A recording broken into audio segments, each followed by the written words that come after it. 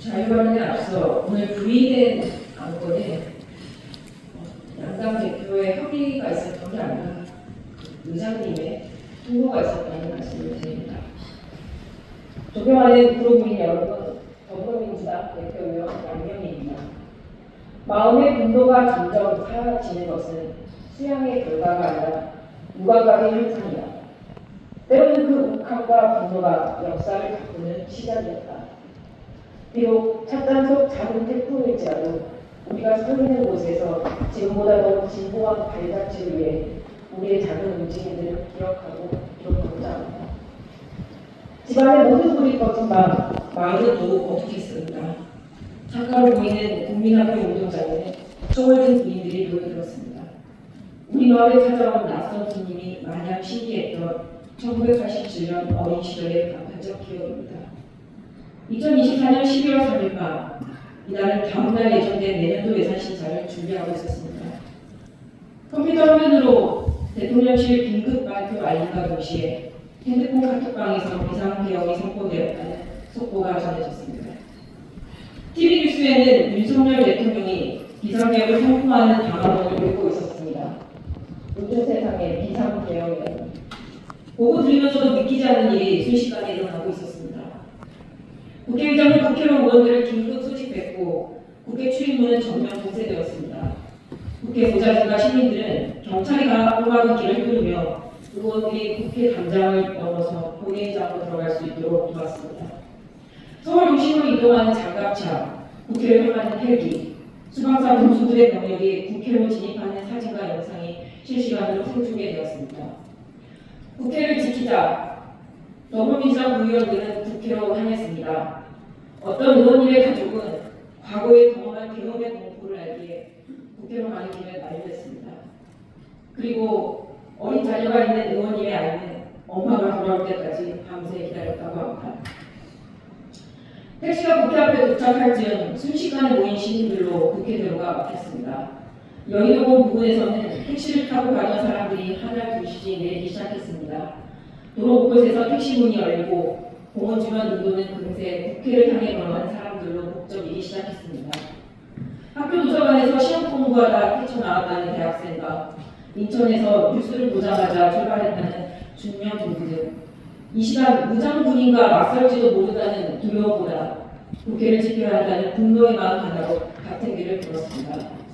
머리 위로 헬기가 지나간 소리에 하늘을 올려다보니 마치 서울에 본 영화처럼 하얀 눈이 소리 없이 내리고 있었습니다. 국회의 시간을 벌어주는 기이한 눈이었습니다. 분노한 시민들의 함성이 더 가까이 들려왔고 우리는 국회를 향해 뛰었습니다. 좌우 진영에 상관없이 민주주의에 분노한 시민들은 계엄령을 해제하라, 목이 터져라 외쳤습니다. 12월 4일 새벽 1시쯤 본회의 참석한 국회의원 190명 전원 찬성으로 비상개혁 해제 요구 결의안이 통과되었습니다. 국회 마당에는 무장한 군인들이 철수하는 모습이 보였습니다. 그리고 새벽 4시가 지난 시각 대통령은 비상개혁을 해제했습니다. 사람들은 뜬 눈으로 밤을 지새우며 불안과 혼란으로 아침을 맞이했습니다. 밤사이 무슨 일이 있었냐는 듯 그로의 출근길은 분주했고 어제와 다를 바 없는 풍경이었습니다. 그러나 윤석열 대통령을 향한 국민의 마음은 달랐습니다. 대통령이 국민에게 안긴 개혁 트라우마를 하루속히 치료하는 방법은 대통령 탄핵뿐이었습니다. 결국 비상개혁 선포 11일 만인 12월 14일 윤석열 대통령 탄핵소추안이 204표로 가결되었습니다. 취임 후 949일 만에 직무가 정지되었고 같은 날 19시 24분부터 대한민국은 한덕수 대통령 권한대행 체제가 시작되었습니다. 이것은 과거로 돌아가지 않겠다는 국민의 폭력 없는 평화적 저항의 결과였습니다. 다시 만난 민주주의 앞에 국민을 믿는 정치는 없음을 다시 확인했습니다. 나라가 오면 가장 밝은 것을 들고 나오는 국민 앞에 5년직 계약직 대통령은 더 이상 왕노릇을 할 수 없습니다. 우리는 한밤의 계엄령 선포와 민주주의 훼손의 역사가 되풀이되지 않도록 작금의 역사를 기억하고 기록해야 합니다. 윤석열 대통령은 대한민국의 정치, 경제, 외교, 그리고 국방을 무시한 채 계엄령 해제하는 공간이자 그것 하나 못 해내냐고 경고했다고 합니다. 탄핵 소추안이 가결된 직후에도 반성은커녕 국민과 끝까지 싸우겠다고 합니다. 존경하는 선배 동료 언론인 여러분, 비상계엄 당시 계엄사령부는 포고령을 통해 국회와 함께 지방의회 정치활동을 금지했습니다. 이를 어기시 계엄법에 따라 처단한다고 했습니다. 12월 4일 전례 없는 군사작전 속에서도 국민의 생명과 민주주의 수요를 위해 국회에 모인 국회의원들의 계엄 폐지 요구안이 통과되지 않을 거라면 우리 국뿐만 아니라 전국의 지방의회에서는 입법 고백이 불가피했을 것입니다. 특히 2025년 예산에 심의 차질이 생기며 지방자치단체 운영 전반에 어려움을 초래했을 것임은 자명한 일입니다.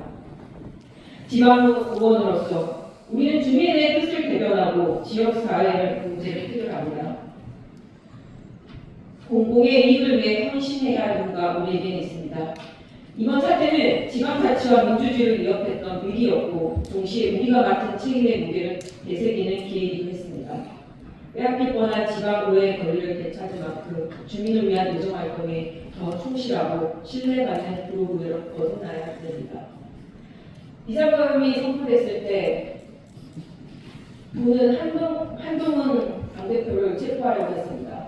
피할 길이 없어 국회의원 신분이 아님에도 본회의장에 들어섰을 때 더불어민주당 의원들은 반갑게 맞이하였습니다.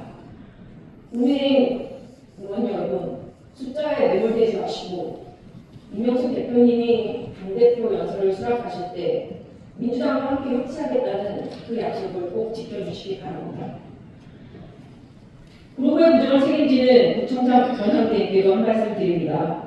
지방의회가 활동을 멈추게 되고 지역사회가 혼란에 빠진 상황에서도 권한대행은 상황 파악을 위한 긴급회의를 소집하거나 대책회를 마련하는 최소의 권한 노력조차 보이지 않았습니다.